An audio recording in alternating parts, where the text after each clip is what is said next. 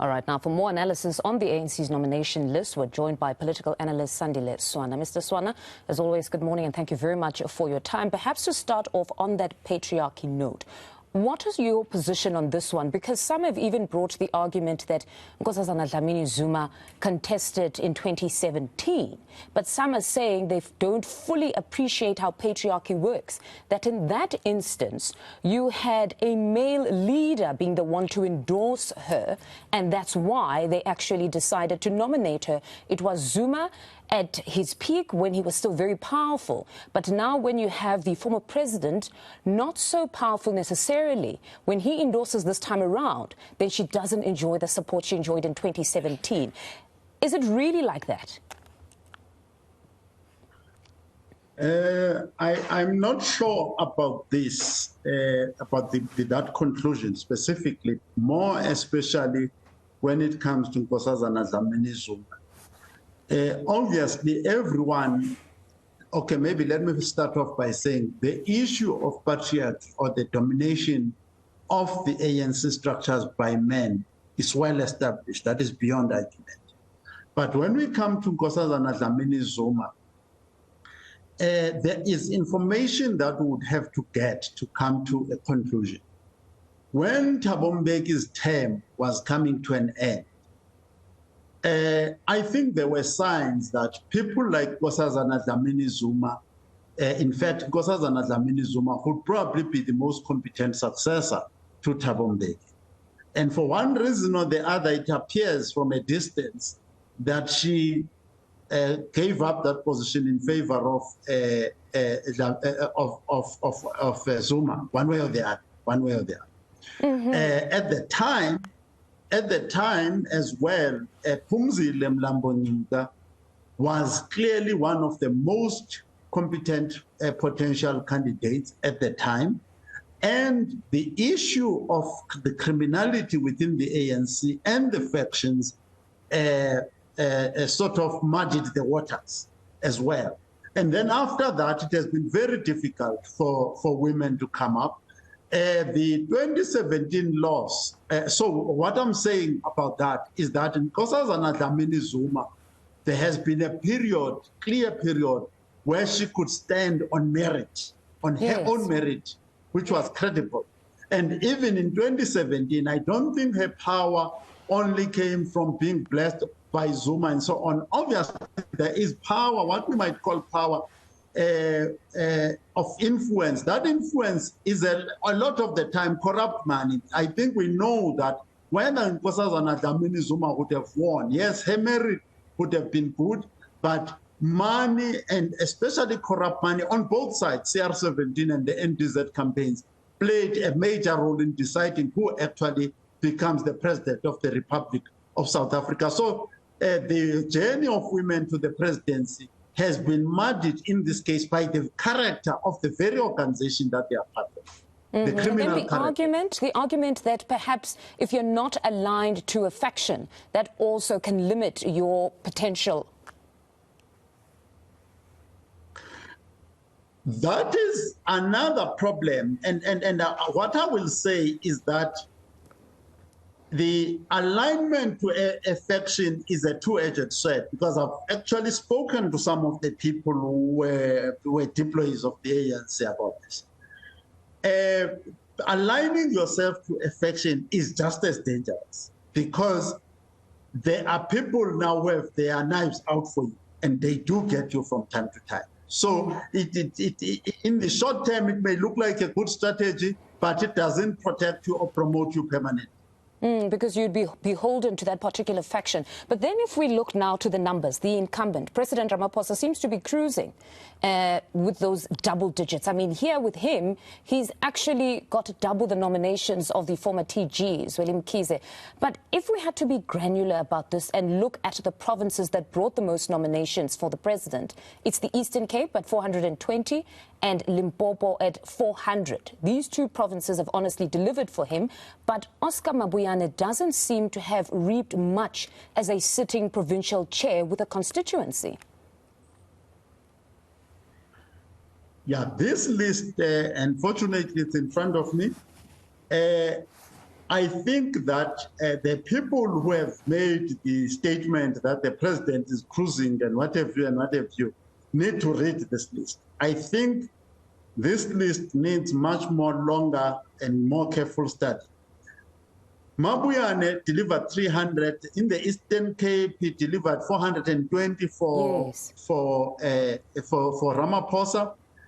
He himself got 390 in the Eastern Cape. But in every other province, for all practical processes, he got 0, which means him standing on the basis that he supports Ramaphosa actually brought him absolutely nothing, 0. Yeah. So there could be a change. At the same time, sorry? So I'm saying there could be a change, because that's what we're looking at, that here, as a sitting chair, he was able to consolidate power and sell Cyril Ramaphosa's second term to his province. He delivered 420 nominations, but he seems to be at the bottom when we look at the deputy presidency side of things. Yes, that's what I'm talking about. So that didn't pay him. It didn't reward him at all, that position, which means that the process by which Cyril was able to secure power in all these provinces that he was able to get something out of, the method itself needs to be scrutinized because he is unable to deliver the favor, to return the favor to his supporters. At the same time, if you look at KZN, which I think is a province of great interest, Cyril got only 60 votes there, 60 nominations. But one of his blue-eyed boys, Mkumiseni Ntuli, got 241. To my mind, if the slate was working properly, we should have seen a larger number, perhaps tracing that 241 for Cyril Ramaphosa in contest with Zweli Mkhize, that the people who actually favor Cyril in KZN in some way, if we say Ntuli is a proxy of some sort, should have been there. So there's a process where leaders are able to consolidate a province at the top, but soon after that, the regions and the branches are able to disintegrate. So meaning these nominations cannot necessarily be a true reflection of what could possibly happen at Nazareth, according to you at the very least. That we could see people changing here, particularly like the Eastern Cape, or half of them somehow splitting the vote if they are aggrieved that their man that they've put forward is not necessarily getting support or enjoying support across the 9 provinces. Yes, so I think that the idea that has been put out by, obviously in the main, by people who want a particular outcome is unfortunately not supported by these numbers. I think these numbers in Nazareth are going to come out differently from this list. And these numbers are going to change. And then on Zweli Mkhize, he received more than 2/3 of his votes from KZN. He didn't get much from the other provinces. What does this say about his support base and prospects of success? It's the same problem. And unfortunately, you know, the comrades have tried to be dignified and very decent about these things, but some of the things were falling between the cracks. For instance, there seems to be an argument between Zweli Mkhize and Paul Mashatile. And you look, Zweli Mkhize has delivered for Paul Mashatile. Paul got a lot of votes. If I remember, that's 521 from KZN. Yeah. And he gave Zweli absolutely nothing in return. So all those issues have to be ironed out behind the scenes. And the big players at face value, and some of them are not surprised. Nomvula Mukonyane is probably the most popular person around town as it goes right now in the ANC circles. Wouldn't you say Paul Mashatile as well? Apologies for interjecting. Sorry? Wouldn't you say Paul Mashatile as well? Because some are saying it's his race to lose. He's also cruising, according to some. No, I wanted to come back to Paul.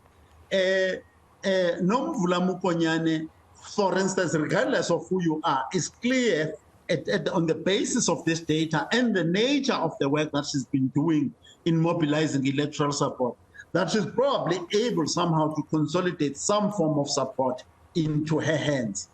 Now, the people that you would want in your camp, ideally, if it was to be possible, it would be Paul Mashatile and Nomvula Mokonyane. Those are the people, for instance, if Zweli were to secure those two and their support base, I think the ball game would change significantly. And then just in closing, the TG position, there you have Pule Mabe, it's then Mzwandile Masina as well as Bejani Chauke.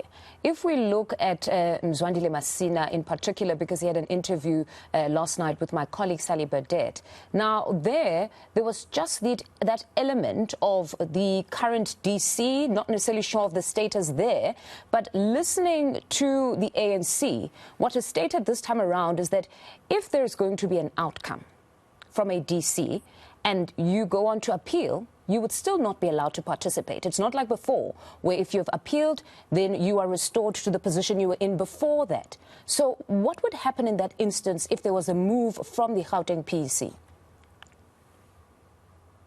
Yeah, I think Mzwandile Masina is on checkmate. I think his participation, and fortunately for the PEC of Gauteng, his numbers are not looking good. I think Mzwandile Masina is probably at the end of the road. And Mzwandile Masina has been undisciplined for a long time. I have no problem with people who are protesting and contesting. That is what a political party is about. But the issue of discipline, and this last one that it did, the Tekuruleni, showed that it doesn't even understand politics properly. So the ANC now sees him as a liability, but obviously the policies of the ANC are that you treat the members like a grandma or a grandpa. You sort of discipline them, but in a very gentle way. But I think Mzwandile Masina is now under checkmate.